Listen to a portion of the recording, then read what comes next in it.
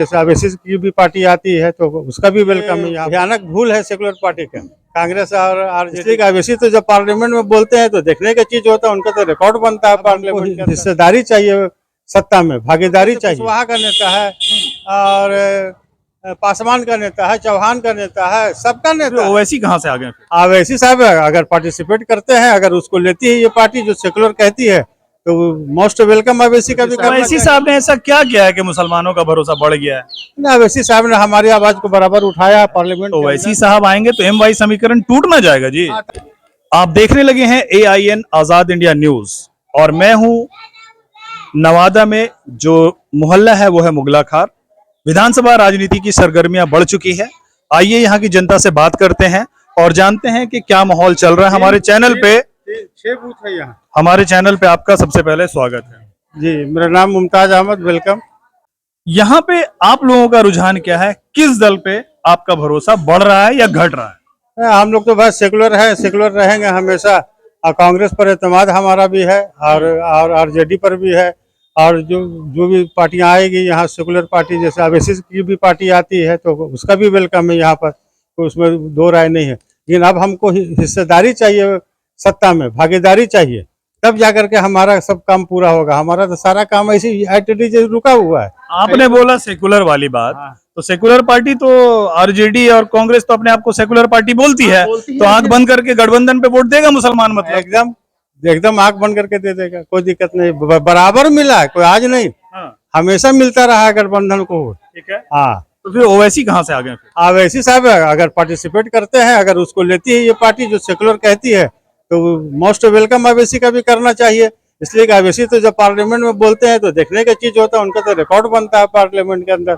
और मुसलमानों की बात तो इसलिए करते हैं कि तमाम लोग, जैसे कुशवाहा का नेता है और पासवान का नेता है, चौहान का नेता है, सबका नेता है अलग अलग, और उसको तरजीह दी जाती है। और हमारा जब एक तो मुसलमान आता है तो उसको फिरका परस्त बोलते हैं।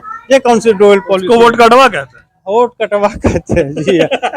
ऐसी बात नहीं है। ओवैसी ने भी कुछ सीट लाया है, बिहार से 5 सीट लेकर के आए, लेकिन आरजेडी वालों ने सेंगमारी करके अपने पाले में कर लिया उसको। अब एक बात बताइए कि ओवैसी साहब को लोग कहते थे बीजेपी की बी टीम, तो ओवैसी साहब ने क्या किया?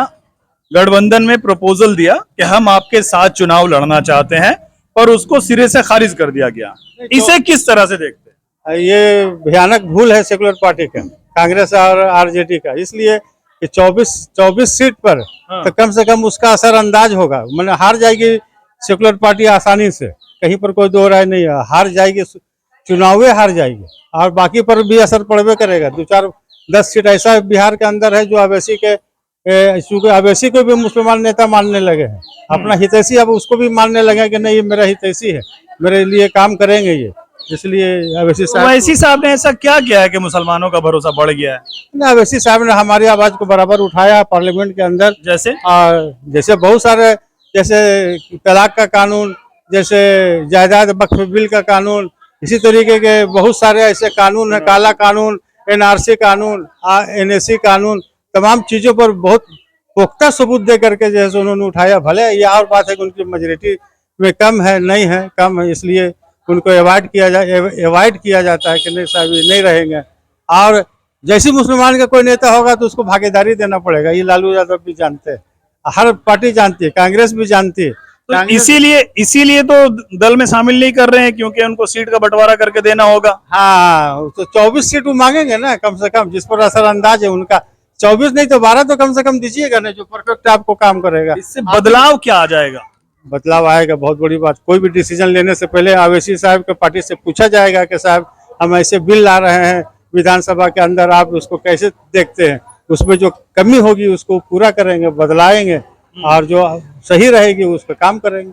तो हमेशा से अल्पसंख्यकों का भरोसा गठबंधन पे रहा है, कहते हैं MY समीकरण पे रहा है। तो ओवैसी साहब आएंगे तो MY समीकरण टूट ना जाएगा जी। MY समीकरण तो आप कहाँ है? अरे जितना जुलूम यादव लोग मुसलमान पर किया है उतना तो कोई जुलूम भी नहीं किया। क्या बात कर रहे, मुसलमान तो यादव को रहनुमा मान के बैठा हुआ है। रहनुमा मान लिया है, और बात है, उसी के लिए तो हम लोग नुकसान भी उठा रहे हैं। तमाम जगहों पर जो है जैसे तैसे करके संपत्ति मुसलमानों का हड़प लेना, ले लेना, ये सब तो उनका जो है फितरत बना हुआ है। यादव कब्जा कर रहा है मुसलमानों का जमीन, एकदम एकदम बड़ा आरोप लगा रहे हैं सर आप। एकदम आरोप सही है, निराधार नहीं है। कहाँ कहाँ ऐसा हुआ है? बहुत जगह हुआ है, जैसे आपका ननौरा में हुआ, गिरियक में हुआ है, ये सब हो रहा है काम। तो मतलब इस बार नवादा विधानसभा चाहती है कि ओवैसी अपने सिपाही को खड़ा कर दें, एकदम एकदम कर देना चाहिए, कोई उसमें दो राय नहीं है। तो आरजेडी को नकार दीजिएगा। आरजेडी को छोड़ देंगे उसको। आरजेडी मेरा काम ही नहीं करेगी, मेरा बातें नहीं रखेगी, तो हम उसको क्या ढोलक बजावेंगे लेकर के गला में। तो आप सुन रहे थे जनाब मुमताज साहब को, जो मुगला खार के निवासी हैं, और उन्होंने कहा कि अब आरजेडी की जो नीति है, दोहरी नीति नहीं चलेगी। अगर वो हमारा वोट चाहते हैं तो हमें हिस्सेदारी उन्हें देना पड़ेगा। हम सत्य में भी मजबूती से रहना चाहते हैं।